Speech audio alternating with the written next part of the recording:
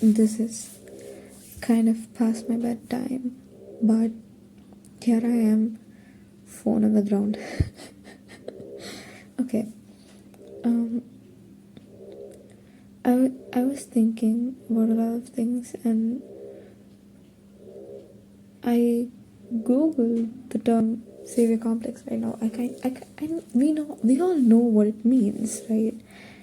But I just had to confirm it. And savior complex is a really weird, and I mean, not exactly weird, but it's a true thing that happens to people. And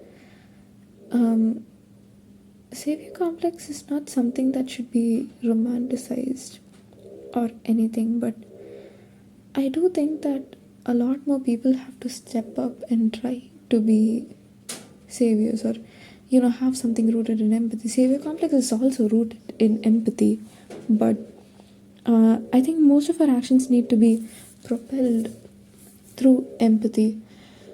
And and at this time, it's kind of cringe to be nice. It's kind of cringe to be forgiving, and it's cool. It's in to prioritize yourself, and that's amazing. Working on yourself is amazing, but there's still a lot of biasing. There's still a lot of internal prejudices. Like when you talk to people, and that time when you catch random strays, or you feel other people catch random strays while other people are talking, because it's just so negative and opposing, right? Like a random person could be talking something randomly about a person, but they would still make it a point to comment on how the person walks or talks, and it's like so uncalled for. And that's just a very minor, what do I say, not really significant example. A lot of us really lack empathy in the way we act, and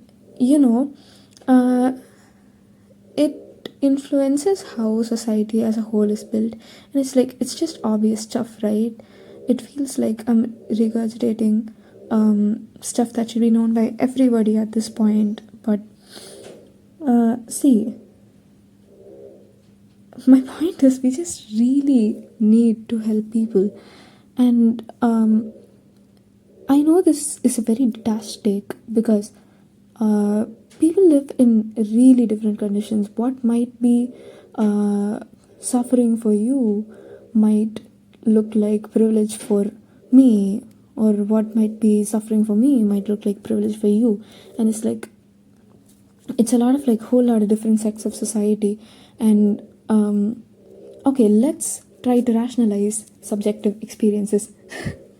Okay, maybe not rationalize subjective experiences, but let's try to rationalize stuff in general, because there are things that are objectively bad. There are people who are suffering. There's when we talk of poverty especially,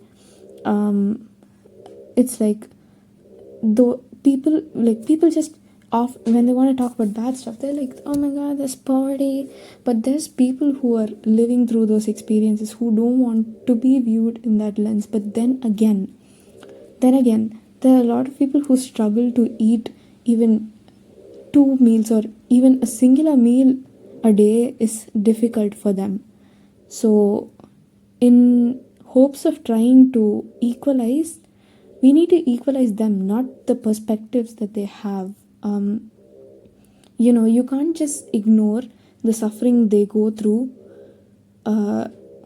by just trying to generalize, and trying to view them as normal, and just ostracizing them in general. Because again, a lot of us are privileged in more ways that we can imagine, and a lot of people around us suffer, either in silence or openly. There's so much mental issues at their peak, and there's economical issues, and there's issues in the way we interact, the way interactions and relationships are structured as a whole. You know what I mean? And there's people who are getting bombed right now, and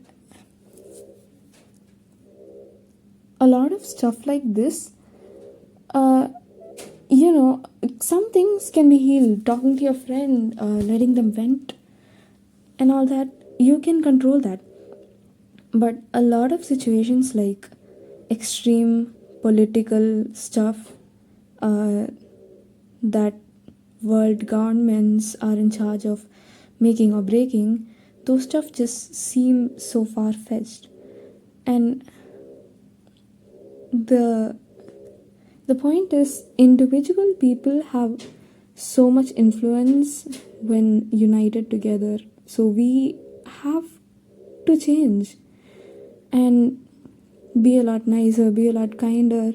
There was a video that I saw quite a while ago in which a girl was talking to her younger self, and she was like, be kind to yourself, be kind to the person around, to the people around you, blah blah blah. And yeah, being kind is just so important. Taking action is just so important.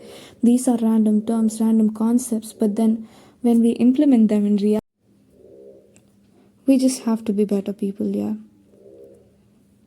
And generalizing is so weird. You know, you have a few bad experiences with a few people.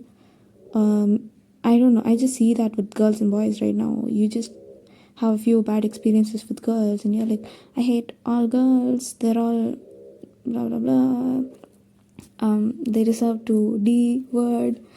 And it's all just so exaggerated, it's all so biased, so prejudiced. And it would be amazing if we abandon all of that. And I know how far-fetched it is, because right now we are talking about a very idealized scenario where no one has any preconceived notions or biases or prejudices or anything that leads you to have a bad worldview or a negative view of people who are different than you or who are similar to you. You know, that is a very ideal situation where zero ideas are there in your brain.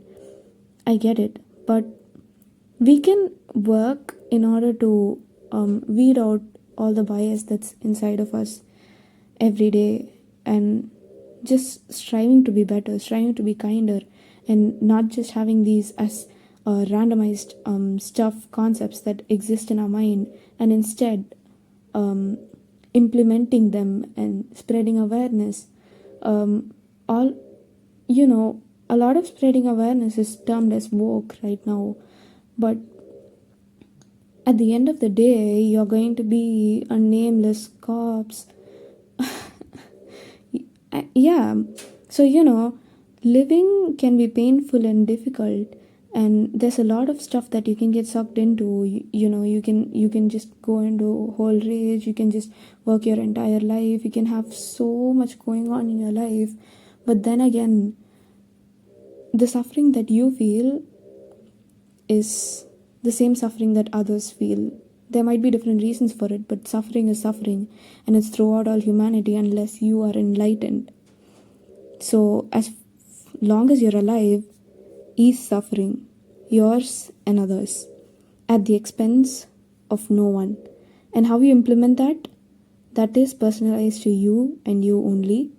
But if you would do something that's biased or that has that harms someone or harms a group of people, or you know, that could bring external disharmony or harm, please don't do it. That's it.